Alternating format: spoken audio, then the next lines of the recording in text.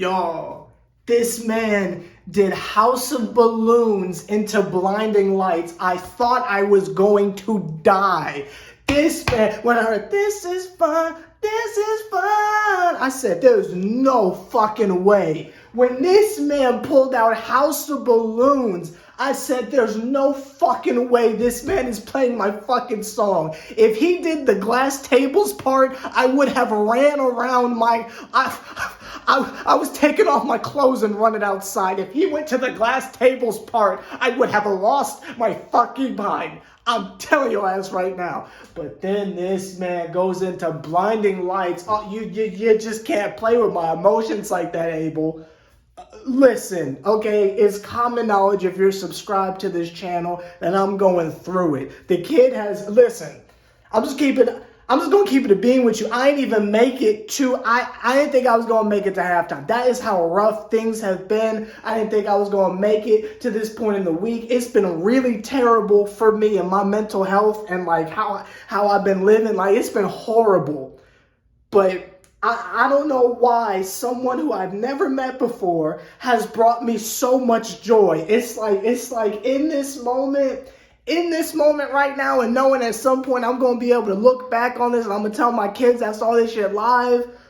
Bro, like how my parents be telling me like, oh man, Michael Jackson, he was the star. Like, you feel me? Like, I didn't get to experience that. I'm going to get to tell my kids one day that I saw that man out there. I saw that joint live. Man, all the stuff I've been going through, I'm telling you, it's like for a moment in time, it's like all that stuff is gone. It's like that's not my reality. Now, I know in about maybe 15 minutes, once the hype has died down, I got to go back to living my terrible existence and contemplating killing myself. But man, at least right now, I'm feeling pretty fucking good about myself. Let's talk about it. Weeknd just shut down Super Bowl LIV. I don't know what that Roman numeral stands for. I don't even watch football. I don't know what's going on. I just know that joint was so fire. Oh my God, Weeknd. Come on now, Weeknd. You can't kill him like that. You can't give him all the sauce like that. You gotta ease into it a little. That joint was crazy. Okay, let me speak for every non-football fan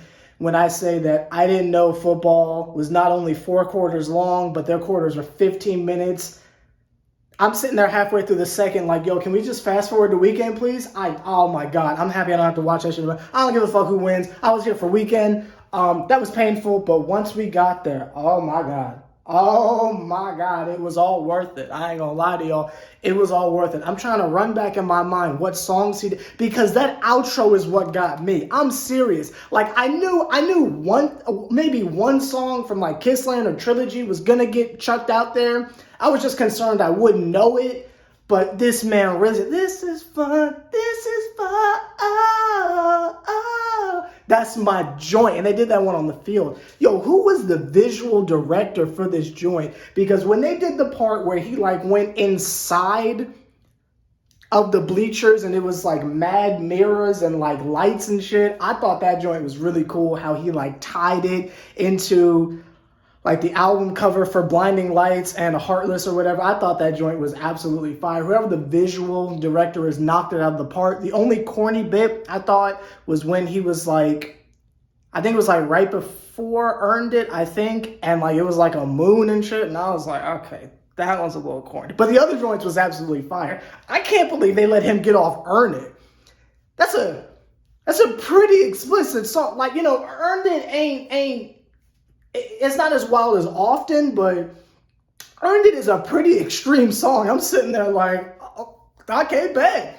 Get your shit off. Go ahead. The fact that he started out with Starboy was fire too. I said on my main channel at the end of the video, which was like a 10-minute long rant saying, if he doesn't play Starboy, I'm jumping off a bridge. This man opened up with Starboy, so I was good on that. I was 100% good on that.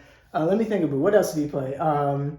He did I Feel It Coming. Oh, there were no guest appearances, which I love. That might be the only positive thing of this pandemic. There were no guest appearances. It was just straight Weeknd. I was so happy about that.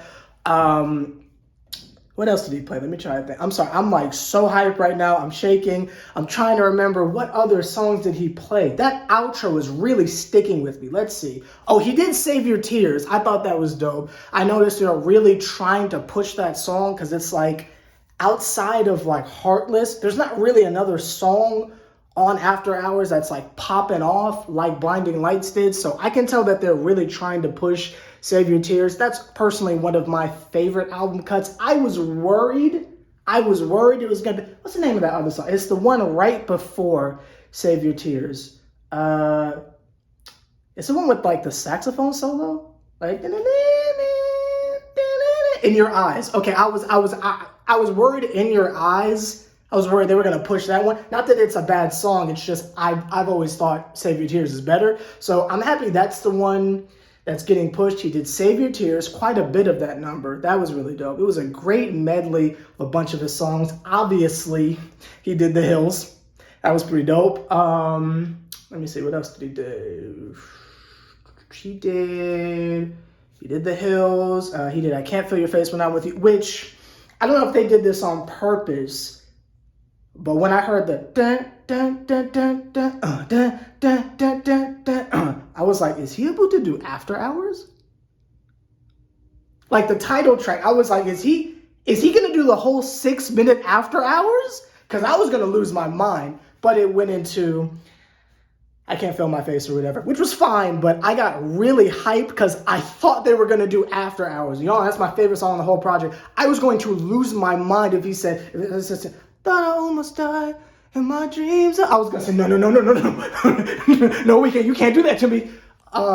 Great performance. I'm probably leaving out a couple songs. I should have took notes. I was just so busy enjoying the moment and really trying to live it. I tried to make sure that I didn't text anyone the entire performance. But again, when House of Balloons came on, I had to text the homie Spike because I was losing my shit. And just the way the whole performance flowed. Let me just check the time to make sure I'm not going on too long. Okay, it's only been 7 minutes. That's not that bad.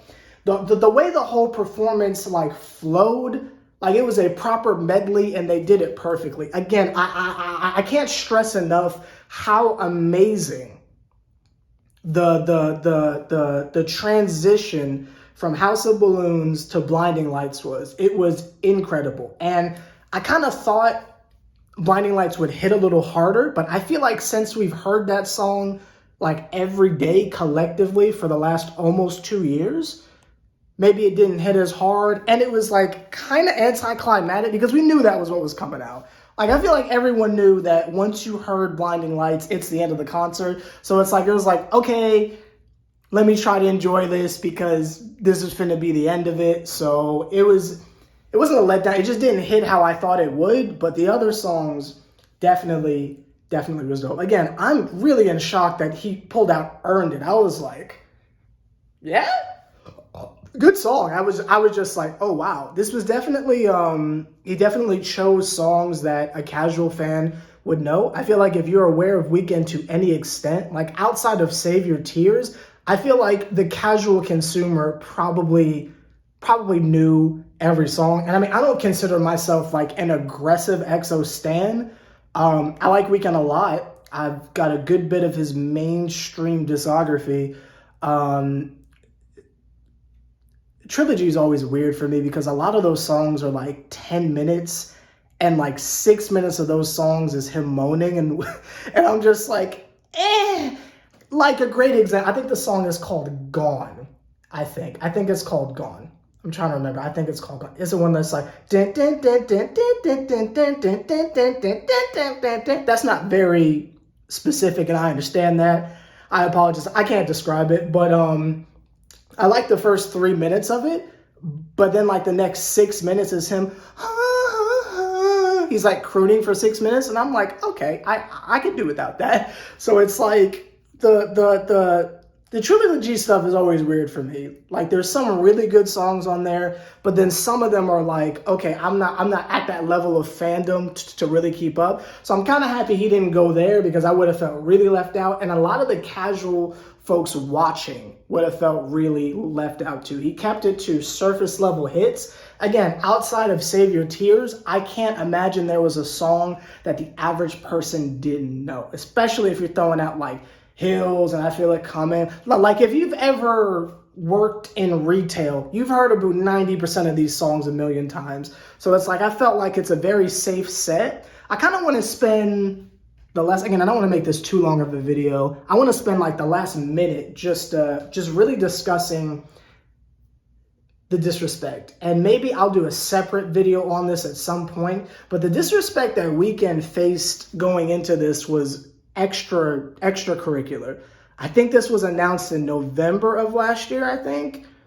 I felt like everyone was just talking so much shit, saying, oh, does Weeknd have the hits? Oh, I don't want to be depressed during the halftime show. People were talking all sorts of shit, saying that Weeknd couldn't do this. Weeknd just proved with 50% of his because there's still a couple that could have went out there.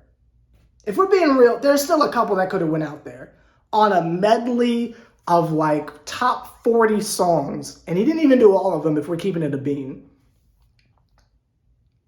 He just showed that he could shut that joint down. Now, while he doesn't really dance, the fact that he was able to perform to that level, and he was doing a lot of shit. It makes me like wonder, was this pre-recorded? I don't know. But the amount of stuff he was able to do. I mean, at 1 second, he's like up on the roof, then he's in the stands, and he's behind the stands, and he runs out, then he's doing the thing with the camera and so, then he was on the field. Like, he was doing a lot of stuff for someone who basically spends a good majority of his concerts at the mic stand, and then he's kind of, you know, like the Weeknd move or whatever. So for someone that's not really like a top tier performer, I feel like he killed it. And it's like, I don't think anyone at this point can deny his pure talent. Now, my claims of him being the next Michael Jackson as far as popularity, I feel like that still stands, but it's obvious he's not going to get out there and do a goddamn backflip or something like that. But people were speaking like it was going to be Katy Perry. Y'all remember the Katy Perry one? We're just like, what the fuck is going on here? Who the fuck let this? Like, people were talking like Abel couldn't handle this shit. He knocked this shit out the park. This shit was way better than the Shakira one, but that's not here. And I fuck with Shakira. This shit was way better than last year, but that's not here or there. Let me know your thoughts down below. Are you hyped? Are you excited? Are you as just excited and ecstatic as I am? Feel free to subscribe if you want. I make Weeknd videos on occasion, but most of the time it's just me complaining about how I want to kill myself. But, you know, if you're just a passerby, I appreciate you watching. If you want to stay and hang out with the kid, feel free. Let me know your thoughts down below. I can't wait to read them. And I'll see y'all later. This was definitely worth the wait. And just to clarify, I do not give 3 shits who wins this game. I turned off the TV and changed the channel to make sure Nielsen couldn't give them shit. And I'm going to go to bed. Motherfucker. See y'all later.